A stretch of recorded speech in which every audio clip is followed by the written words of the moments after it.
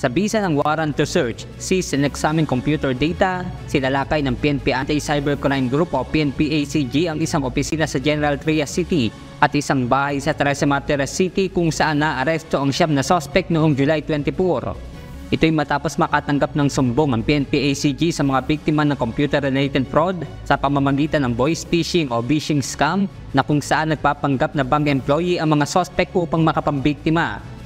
Nakuha sa mga ito ang iba't ibang registered SIM cards, Information and Communication Technology o ICT devices at script na binabasa ng mga suspect.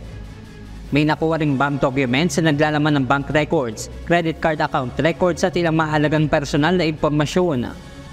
Sa isang pahayag, sinabi ni PNP Anti-Cybercrime Group Acting Director, Police Brigadier General Ronnie Francis Cariaga, na hinihingi ng kagawaran ng pakikipagtulungan ng mga financial institution para sa isasagawang investigasyon upang makatibay ang ebidensya laban sa mga suspect. Benedict Samson, humahataw sa balita ngayon.